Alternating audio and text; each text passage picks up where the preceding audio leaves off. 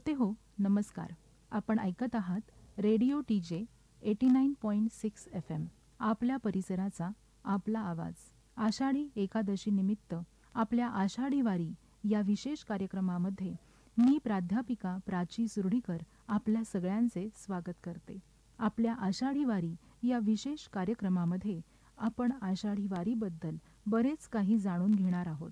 आषाढी वारीचा इतिहास, त्याचे महत्त्व, जनमानसावर आषाढी वारीचा असणारा पगडा, संत साहित्य, काही अभंग आणि त्यांचे निरूपण, तर वारकऱ्यांशी किंवा वारकरी सेवाभावी व्यक्तींशी थेट संवाद देखील साधणार आहोत. चला तर मग सुरुवात करूयात आपल्या आषाढी वारी या विशेष कार्यक्रमाला.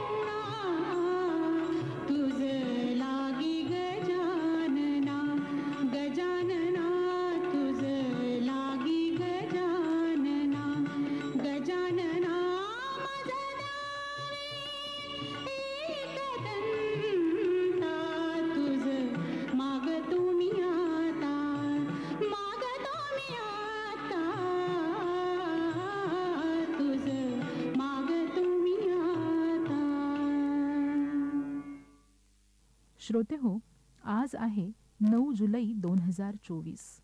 आषाढी वारीचा 12वा दिवस. काल माऊलींच्या पालखीचा मुक्काम तरडगाव येथे होता, तर जगद्गुरू संत तुकाराम महाराजांच्या पालखीचा मुक्काम अंथुर्णे येथे होता.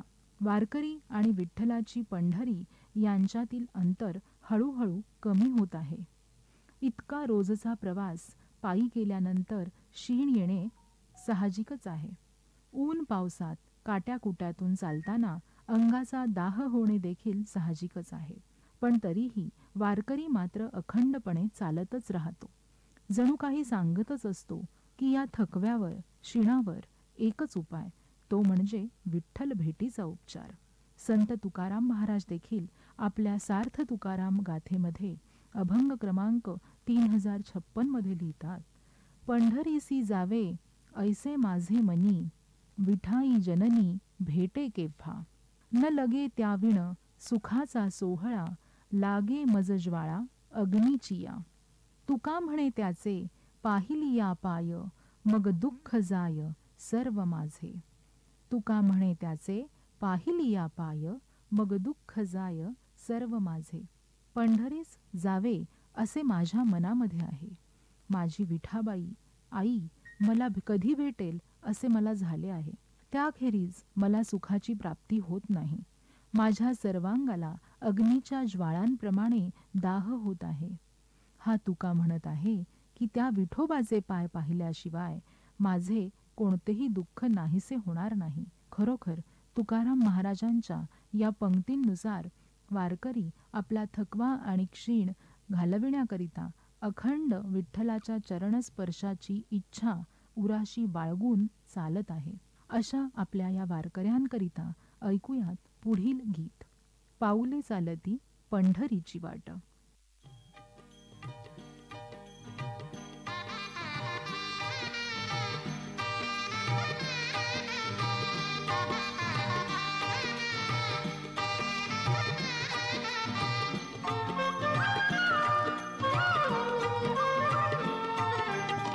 पाऊले चालती पंढरीची वाट, पाऊले चालती पंढरीची वाट, दुखी संसाराची सोडून या गाठ. पाऊले चालती पंढरीची वाट, पाऊले चालती पंढरीची वाट.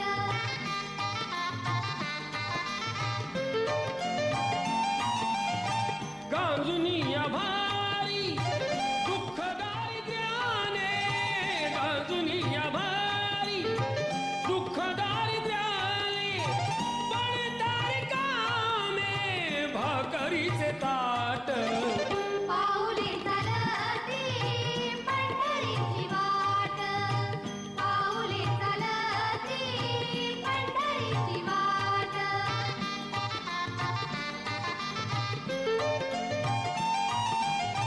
घेता प्रसाद श्री विठ्ठलाचा, घेता प्रसाद श्री विठ्ठलाचा, अशा दारिद्र्याचा व्हावा नाही नाट. पाऊले चालती पंढरीची वाट, पाऊले चालती पंढरीची वाट.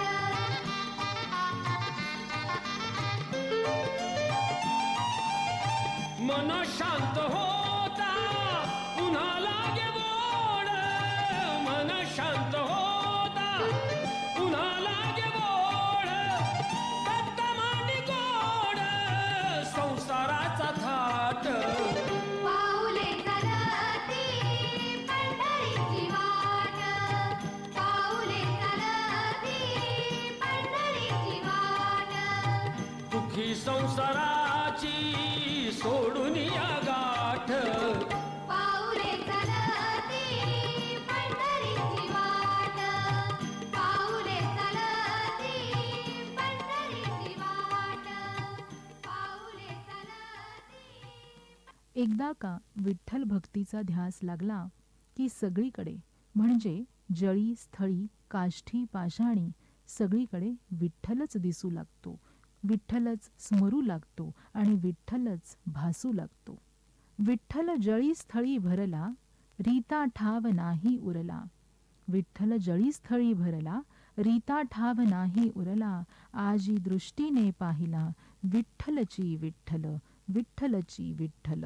विठ्ठल असा सगळीकडे भासू लागला की गाठली जाते ती अध्यात्म उन्नतीची सर्वोत्तम पातळी. मग हाच विठ्ठल कधी माता होतो, कधी पिता होतो, कधी बंधू होतो, कधी सखा होतो आणि कधी मित्रही होतो, तर कधी कधी चोरही होतो.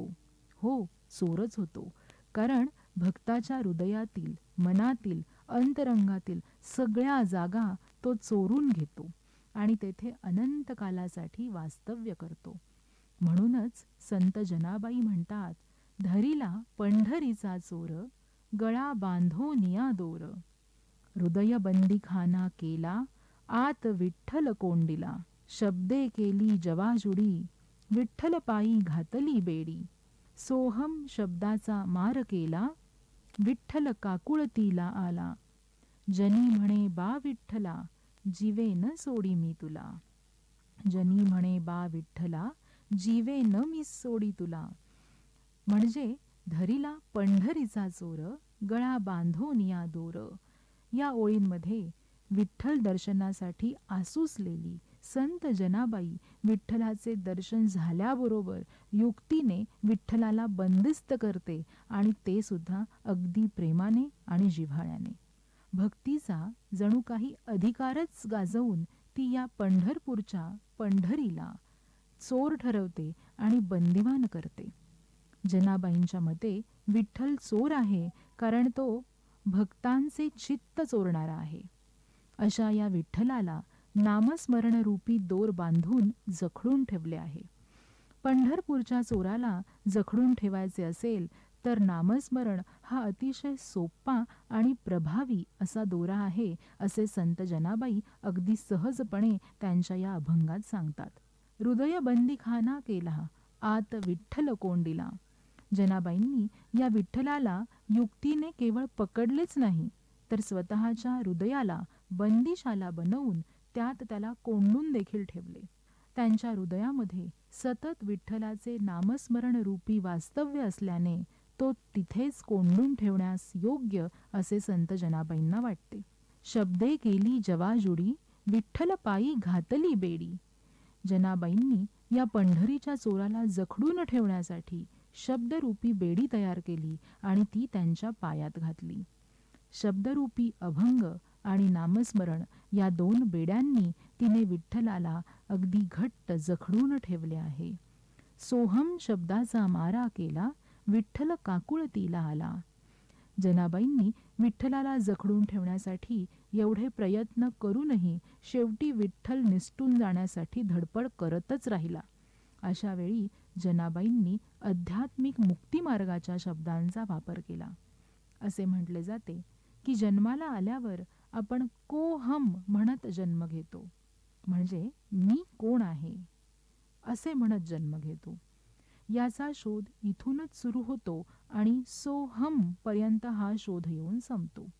सोहम म्हणजे मी सर्वत्र व्यापलेला आहे किंवा सर्व विश्व माझ्यातच आहे. जीव आणि शिव एकच आहेत आणि ते शाश्वत सत्य आहेत. अशा सोहम शब्दाचा मारा विठ्ठलावर संत जनाबाईंनी केला तेव्हा मात्र विठ्ठल काकुळतीला आला आणि तिला शरण गेला. जनाबाईंच्या मते प्रत्येकाच्या शरीरात परमेश्वराचे वास्तव्य असते. त्याला शरीराबाहेर शोधण्यापेक्षा स्वतःमध्येच शोधून हृदयात कोंडून ठेवावा. जनी म्हणे बा विठ्ठला, जीवे न सोडी मी तुला.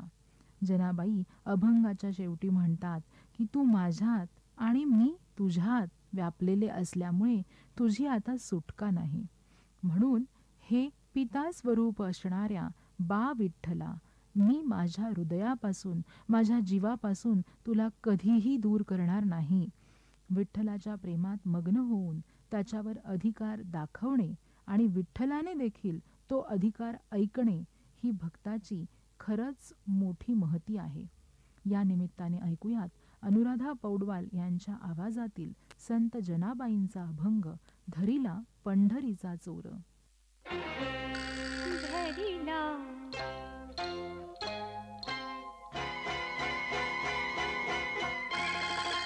धरिला पंढरीचा चोर, धरिला पंढरीचा चोर.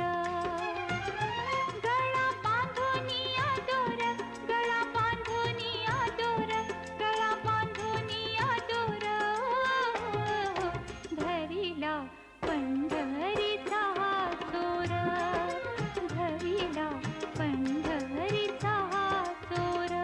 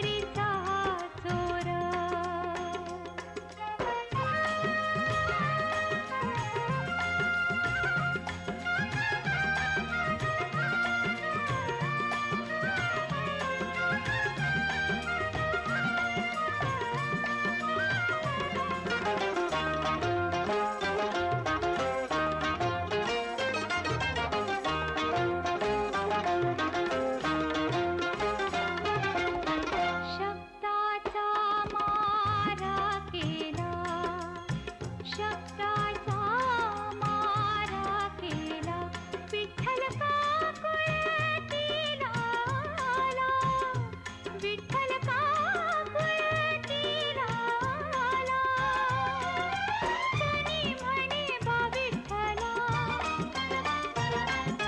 जनी म्हणे बा विठ्ठला जीवेन सोडी मी रे तुला जीवेन सोडी मी रे तुला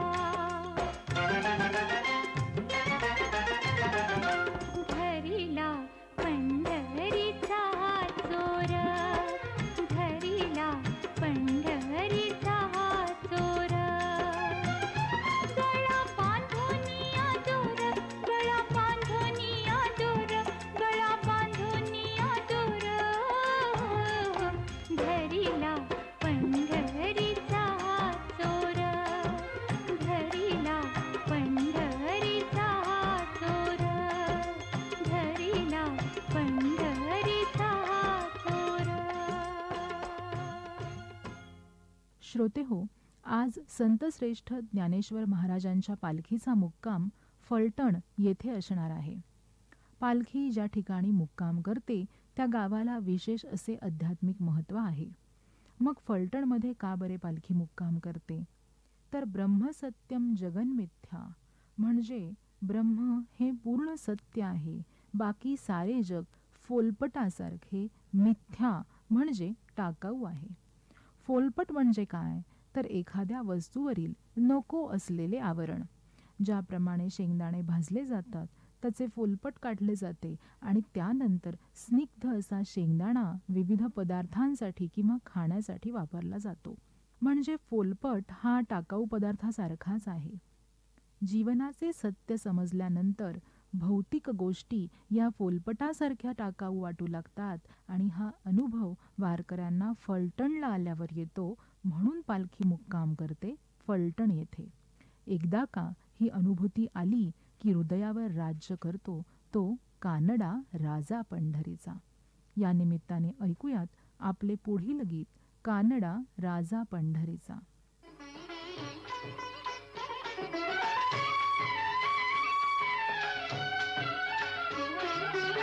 कानडा राजा पंढरीचा कानडा राजा पंढरीचा वेदा नाही कळला अंत पार याचा कानडा राजा पंढरीचा कानडा राजा पंढरीचा.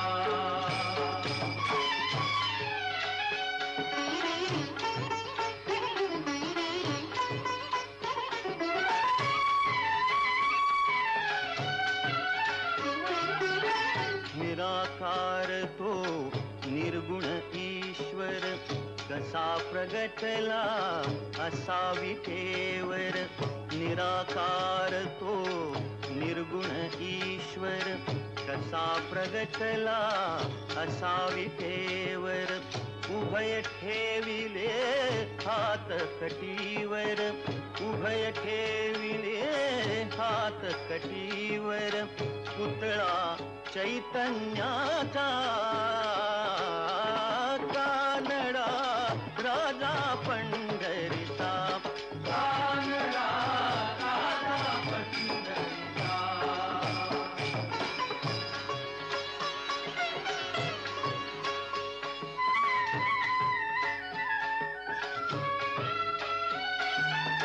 परब्रह्म हे भक्तासाठी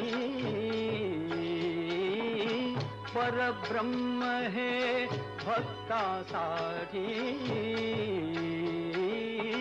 मुके ठाकले भीमे काठी मुके ठाकले भीमे काठी. उभा राहिला भाव सावयव जणू की कुंडलिकाचा कानडा राजा पंढरीचा कानडा राजा पंढरीचा कानडा राजा पंढरीचा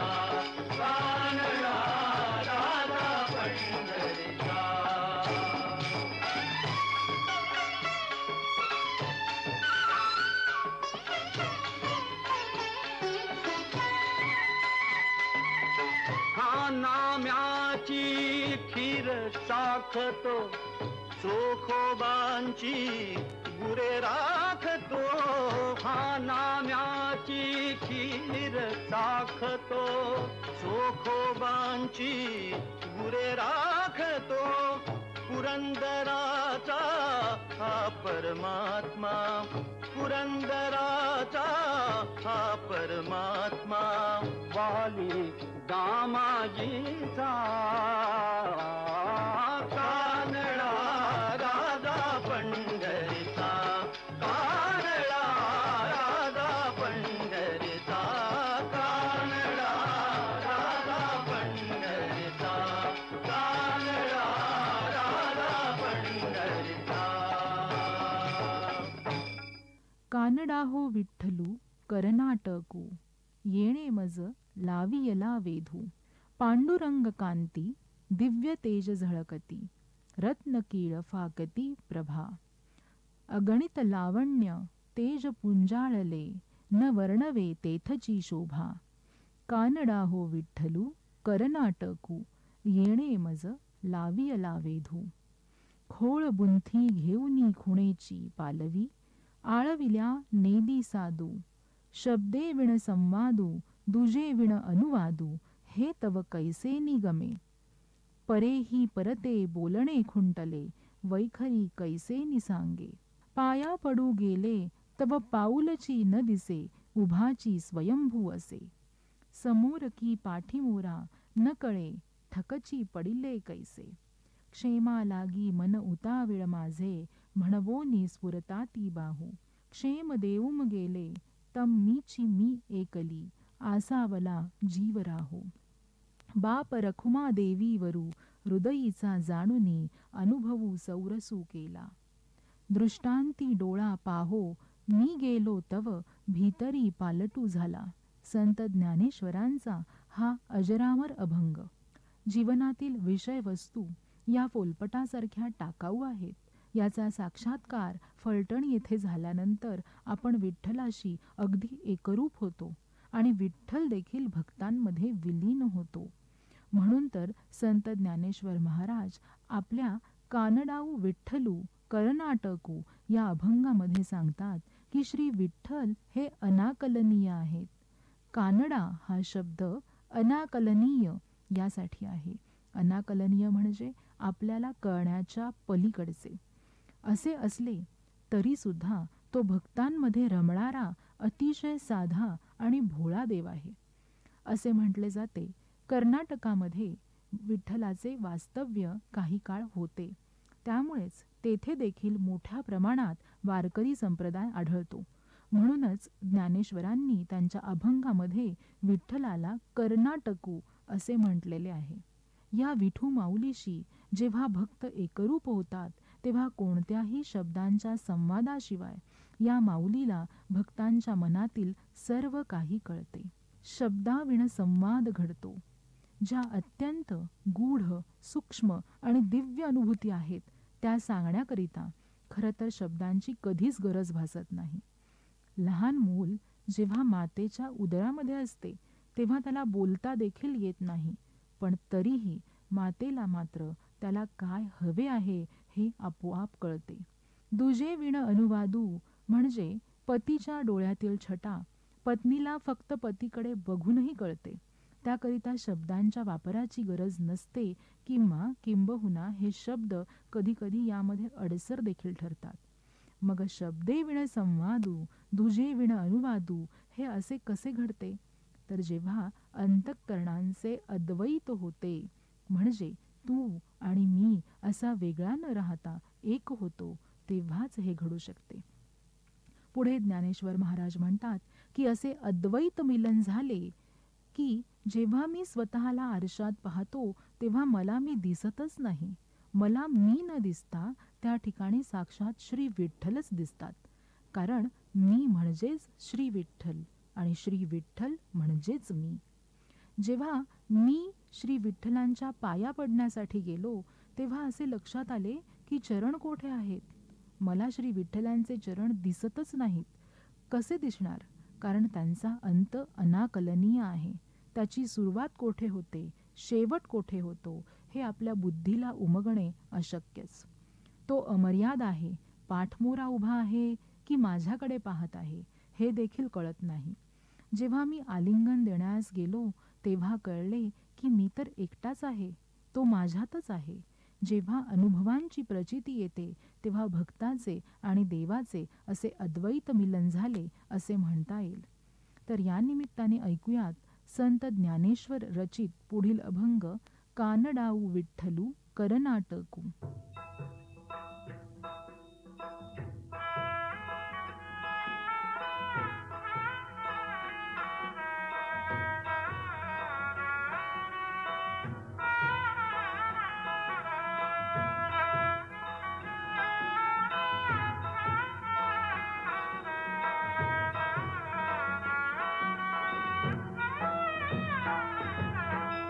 पांडुरंग कांती दिव्य तेज झळकती रत्नकिळ फाकती प्रभा. पांडुरंग कांती दिव्य तेज झळकती रत्नकिळ फाकती प्रभा. अगणित लावण्य तेज पुंजाळले नवर्णवे तेथीची शोभा. कानडाव विठ्ठलू करनाटकू, कानडाव विठ्ठलू करनाटकू. येणे मज लावियला वेदू, खोळ गुंथी घेऊनी खुणाचे पालवी आळविल्याने दी साधू. कानडाव विठ्ठलू करनाटकू, येणे मज लावियला वेदू.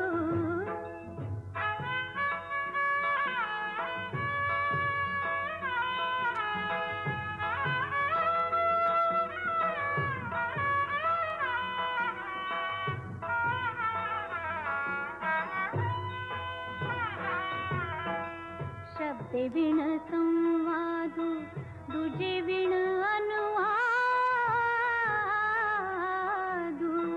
शब्दे विण संवादू दुजे विण अनुवादू.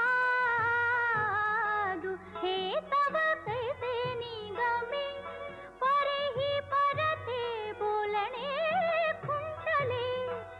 वैखरी कैसे निसांगे, वैखरी कैसे निसांगे.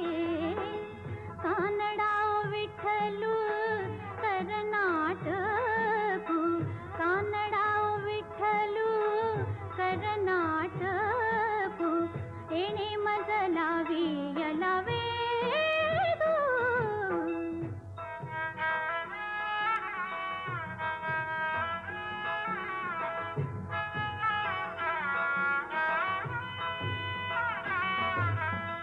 पाया पडू गेले तव पाऊल चिन्ह दिसे, पाया पडू गेले तव पाऊल चिन्ह दिसे. उभाची स्वयंभू असे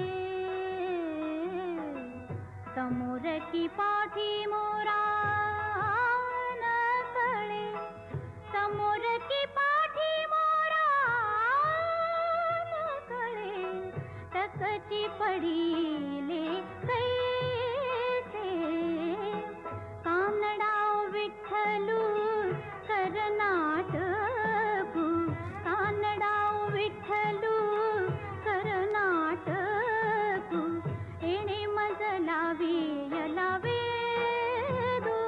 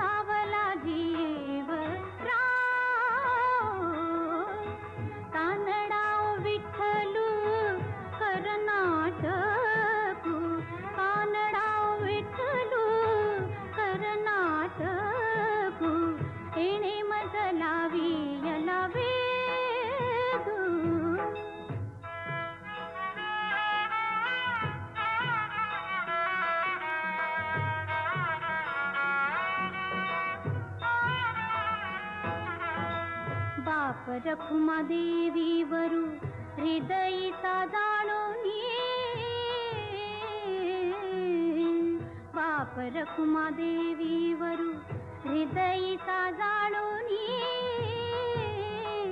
अनुभव सौर चुकेला दृष्टीचा डोळा पाहू गेली तव भितरी पालटू झाला तव भितरी पालटू झाला कानडाओ विठ्ठलू करनाटकू कानडाओ विठ्ठलू करनाटकू येणे मजला वियला वेदू.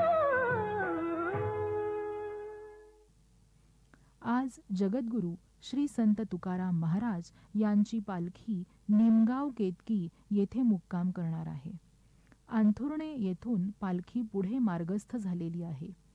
निमगाव केतकी हे पुणे जिल्ह्यातील इंदापूर तालुक्यातील एक गाव आहे. केतकी म्हणजे सुवासिक फूल. जेव्हा भक्ताचे आणि विठ्ठलाचे असे अद्वैत मिलन होते तेव्हा पांडुरंगाच्या अस्तित्वाची किंवा सान्निध्याची पहिली खूण म्हणजे सुगंध. असा पांडुरंग जेव्हा भक्तांच्या सोबत असतो तेव्हा आसपास सुगंधादी वस्तू नसली तरीही सगळीकडे सुगंध पसरतो आणि या सुगंधरूपी विठ्ठलाची प्रचिती भक्तांना येते ती निमगाव केतकीमध्ये. म्हणून तुकाराम महाराज निमगाव केतकीमध्ये एक दिवस मुक्काम करतात. विठ्ठल विठ्ठल विठ्ठल विठ्ठल विठ्ठल विठ्ठल विठ्ठल विठ्ठल विठ्ठल विठ्ठल विठ्ठल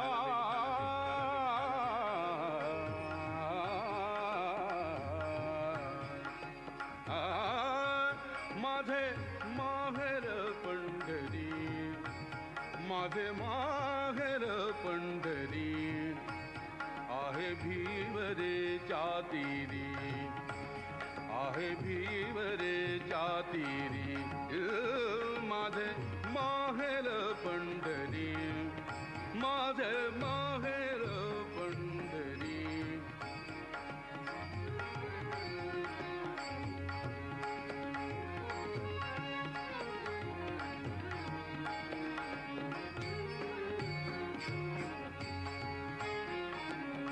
बाप आणि आई बाप आणि आई माझी विठ्ठल रखुमाई माझी विठ्ठल रखुमाई माझी विठ्ठल रखुमाई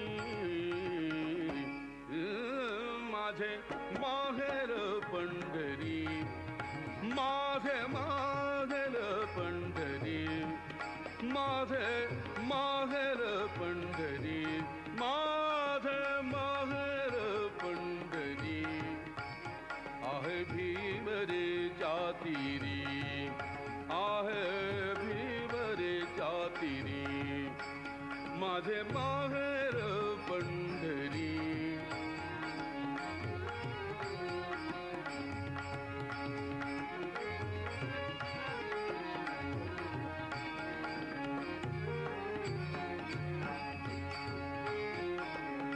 कुंडलिक आहे बंधू कुंडलिक आहे बंधू त्याची ख्याती काय सांगू त्याची ख्याती काय सांगू त्याची ख्याती काय सांगू त्याची ख्याती काय सांगू माझे माहेर पंढरी माझे माहेर पंढरी माझे माहेर माझे माहेर पंढरी आहे भीवरेच्या तीरी आहे भीवरेच्या तीरी माझे माहेर पंढरी माझे माहेर पंढरी.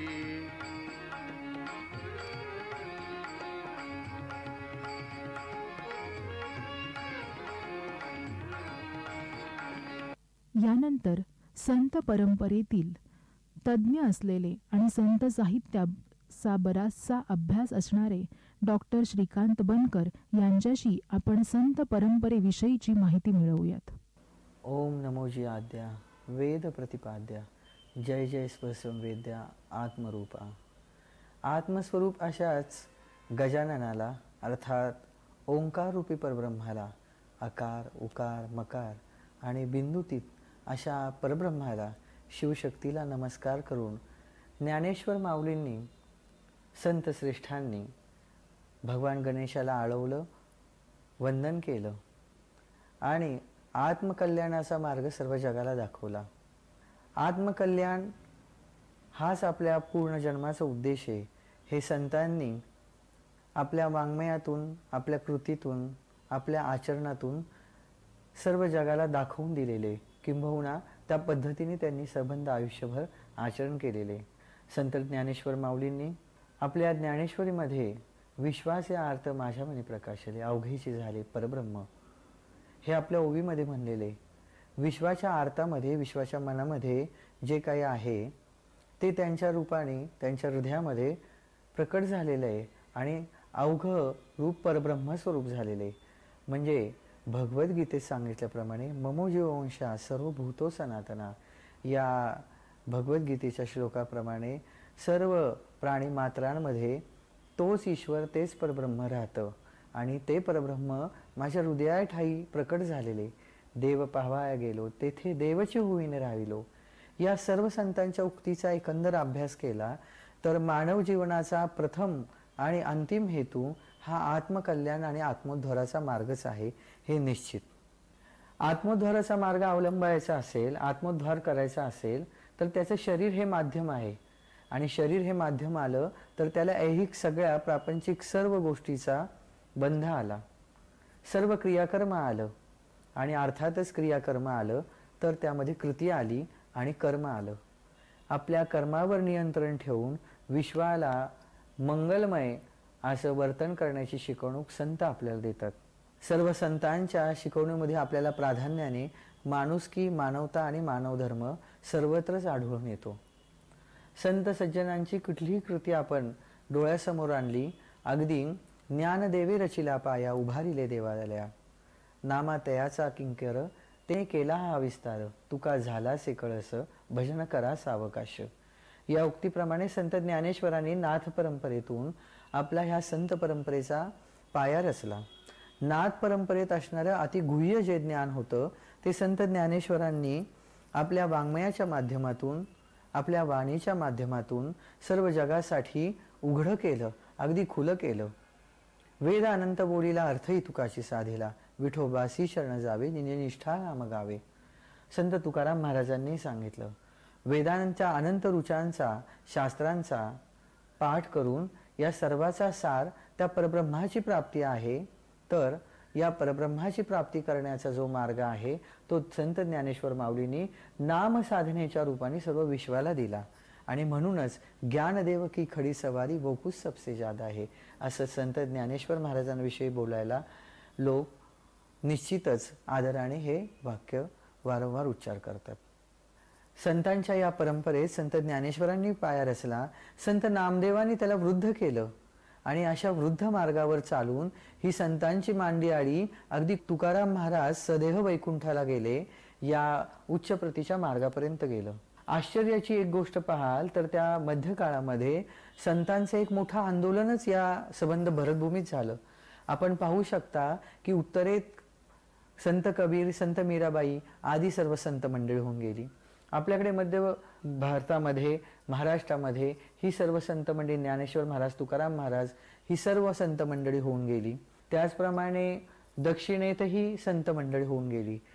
या सर्व संत मंडळींच्या समग्र वाङ्मयाचा आपण अभ्यास केला तर आपल्याला आढळून येतं की या संतांनी तत्कालीन असणाऱ्या सर्व समाज प्रघातक ज्या कृती होत्या, ज्या समाज विरोधक कृती होत्या, त्यांना कडाडून विरोध केला. मानवतेच्या कल्याणाने, मानवतेच्या दृष्टीने ज्या योग्य कृती होत्या त्याला त्यांनी बळ दिलं. वेळ प्रसंगी त्याला समाजातील त्या कृतींना विरोध करून वेळ प्रसंगी आपण हालापेष्टा सहन केल्या. आपण सर्व परिचित आहात त्या काळी संत ज्ञानेश्वर महाराजांना किती हाल अपेष्टा सहन कराव्या लागल्या, समाजाचा विरोध सहन करावा लागला.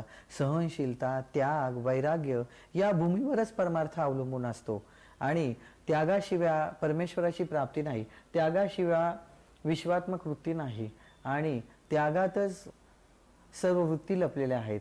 दया, क्षमा, शांती, परोपकार या सर्व वृत्ती अंगी बाळगून संयम आणि धृती या मुख्य वृत्ती अंगी करणारी ही सर्व संत मंडळी अंतिमपदी उच्च पदाला जाण्याचं आणि आजही विश्वाने त्यांना नमन करण्याचं एकमेव कारण आहे मानवता.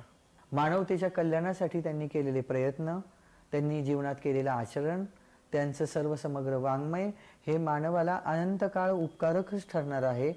अशा अनंत उपकार करणाऱ्या संतांनी का बरं या सर्व जगाला या सर्व गोष्टी दिल्या असतील, याचा अगदी खोल विचार केला तर आपल्याला थोडंसं नाथ परंपरेकडेही जावं लागतं. नाथ परंपरा जी आहे ती आदिनाथ म्हणजे भगवान शिवापासून सुरू झाली आणि आपणा सर्वांनाच माहीत आहे आदिनाथ गुरु सकळ सिद्धांचा मच्छिंद्र तयाचा मुख्य शिष्य असे. मच्छिंद्राने बौद्ध गोरक्षासी केला, गोरक्ष बोधे गहिनी चोळविला, गहिनी चौदविले निवृत्ती दातारी ज्ञानदेव सार करविला. श्री गहिनीनाथांनी श्री निवृत्तीनाथांना त्र्यंबकेश्वराच्या डोंगरावर अनंत अमर्याद अशा केवळ अशा ज्ञानप्राप्तीचा मार्ग दिला. विमल ज्ञानाच्या प्राप्तीसाठी आवश्यक असणारा असा महायोग त्यांना प्रदान केला आणि नंतर निवृत्तीनाथांनी ज्ञानदेवाला उपदेश करून सर्व वृत्तींची निवृत्ती करण्याचा, सर्व अवयवांचा सोपान करून मुक्तीचा मार्ग अवलंबायचा आणि शेवटी स्वतः स्वयंभू ज्ञानदेव होण्याचा मार्ग या आपल्या गुरूंनी निवृत्तीनाथांनी आपल्या शिष्याला दिला.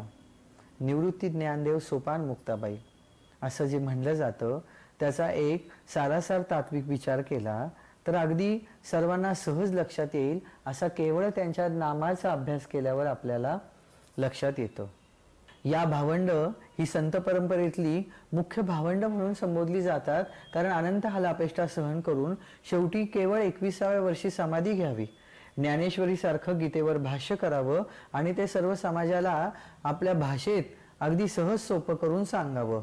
मुक्तीचा मार्ग, सामाजिक वर्तन, त्याचप्रमाणे संसारात वागण्याच्या गोष्टी, आचरण, आचार विहार, शुद्ध वाणी, शुद्ध बुद्धी या सर्वांचं मार्गदर्शन करणारी ही ज्ञानेश्वरी साध्या आणि सोप्या भाषेत ज्ञानेश्वर माऊलींनी जगाला कळवली आणि 21व्या वर्षी विश्वाला विश्वात्मक प्रार्थना देऊन, पसाय दानरूपी विश्वात्मक प्रार्थना देऊन महाउपकृत केलं.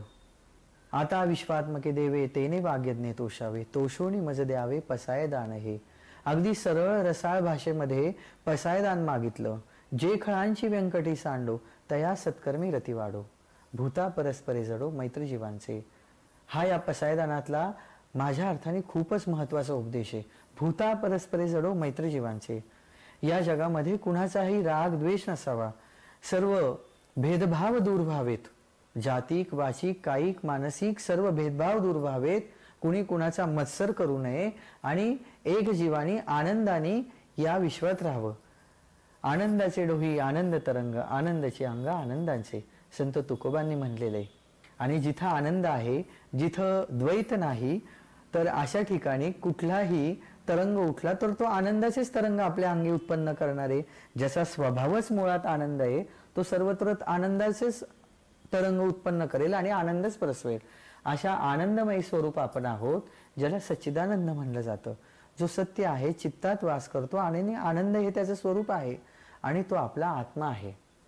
सोहम हंसा आनंद घन, अजन्मा तो तुची एक जाण, ऐसे संतांचे वचन सदृढ जीवी धरावे. हे ज्ञानेश्वर माऊलींनी आपल्या ज्ञानेश्वरीत प्रमाण दिलेले.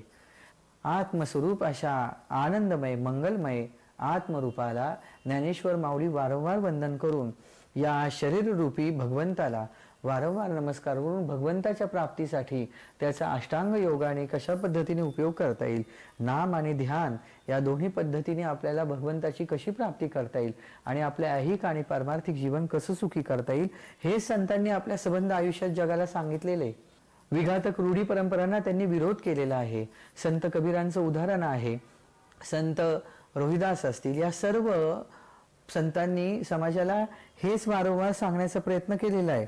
आपल्या सर्वांना ज्ञातच आहे, समाजा विरोधात जाऊन विघातक कृतींना आजपर्यंत कुणी विरोध केला तर त्याची शिक्षा काय झालेली. संत कबीरांना भर चौकात कोडाचे फटके खावे लागले. ज्ञानेश्वर माऊलींना आजन्म समाधी घेईपर्यंत अत्यंत हालापेष्टा सहन कराव्या लागल्या. ह्या चारी भावंडांनी किती हालापेष्टा सहन केल्या हे सर्व आपल्याला परिचितच आहे.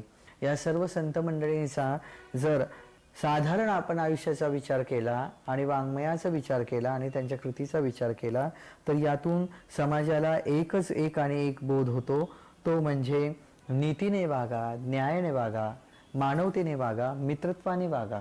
नीती, न्याय, मित्रता ही जर तुमच्या अंगात असेल तर दया, क्षमा, शांतीचं हे वृक्ष असंच विश्वभर फोफावलं जाईल आणि अशा वृक्षाच्या ठाई उत्तम फळं येऊन ती फळं आपण आनंदाची सर्वजण चाखू शकू आणि विश्वात शांतता आणि आनंद पसरेल. आज विश्वाला इतक्या वर्षानंतरही या संतांच्या शिकवणुकीची वारंवार आठवण होते आणि त्या मार्गावर चालण्याचा सर्वजण यत्न करतात किंवा प्रेरणा होते आणि त्याचं एकमेव कारण आहे त्यांचं कृतिशील आचरण. या कृतिशील आचरणातूनच संतांनी आपल्या सर्व समाजाला काही देण्याचा प्रयत्न केलेला आहे आणि निश्चितच या वारीच्या माध्यमातून आपण तो अंगीकारायचा आहे. वारी आहे जी षडरिपूंवर वार करणारी, काम, क्रोध, मद, मोह, मत्सर, दंभ ह्या सर्वांवर वार करायचा आहे आणि त्या वारीच्या माध्यमातून एकमेका लागती पायी रे सर्वजण एक स्वरूप आहोत हा भाव धरून त्या विठुरायाला शरण जायचे आणि अंतिमतः बोलावा विठ्ठल, पहावा विठ्ठल, करावा विठ्ठल जीव भाव ह्या अभंगाप्रमाणे विठ्ठल रूप व्हायचे. अशा या विठ्ठलरूपी भगवंताला नामरूपाने आपण प्राप्त करायचे. नाम संकीर्तन साधन पैसोपे जळतील पापे जन्मांतरीची. न लगती सायासी जावे वनांतरा सुखे येतो घरा नारायण. नाम संकीर्तनासारखं सोपं साधन नाही. सदैव नामस्मरणाने चित्तातील वाईट वृत्तींचा नाश होऊन चांगल्या वृत्ती प्रसवतील आणि मग भगवंत आपण होऊन आपल्याला भेटायला निश्चितच येईल. देव पहावया गेलो तेथे देवची होऊन राहिलो. देव पाहायला जाणारे स्वतः देव झाले हे आपण सर्वांनी बघितलेले. ज्ञानदेव नावाच्या एका छोट्या मुलाचा, निवृत्तीनाथ नावाच्या एका छोट्या मुलाचा, तुकाराम नावाच्या एका मनुष्याचा देव स्वरूप झालं, संत स्वरूप झालं ते या केवळ आणि केवळ त्यांच्या विहंगम अशा उत्तम आचरणाने, उत्तम योग मार्गाच्या आचरणाने. श्री ज्ञानेश्वरांचं ज्ञानदेव झाले, श्री तुकारामांचे संत तुकाराम झाले. याचं एकमेव कारण हे संतत्व त्यांच्या कृतीने आणि आचरणाने त्यांना प्राप्त झालेलं आहे आणि या आचरणाच्या मार्गाचे आपण पायीक निश्चित होऊ आणि या वारीतून आपण हा बोध घेऊ आणि संतांच्या पायी आपण शिरसाबंद होऊयात. पंढरीची वारी जयाची एकोळी, त्याची पायधुडी लागो मज. या वृत्तीप्रमाणे आज आषाढी वारी करणाऱ्या सर्व संत मंडळींना आम्ही नमस्कार करतो आणि संतांचा हा विचार घेऊन जीवन आनंदमयी आणि मंगलमयी बनवण्याचा यत्न आणि प्रयत्न करतो आणि ही सेवा श्री गुरुचरणी अर्पण करतो. नमस्कार.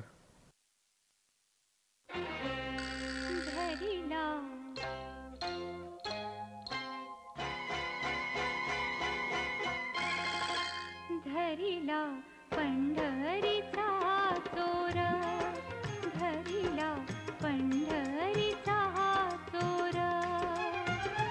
गळा बांधुनिया दोर, गळा बांधुनिया दोर, गळा बांधुनिया दोर.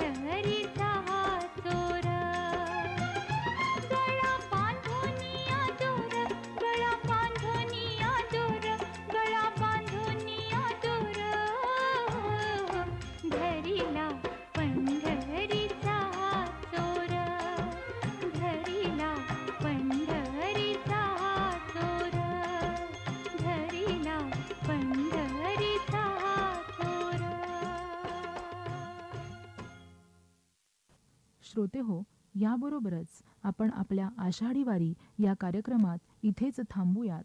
उद्या पुन्हा भेटू याच वेळी एका नवीन माहितीसह. तोपर्यंत ऐकत रहा रेडिओ TJ 89.6 FM, आपल्या परिसराचा आपला आवाज.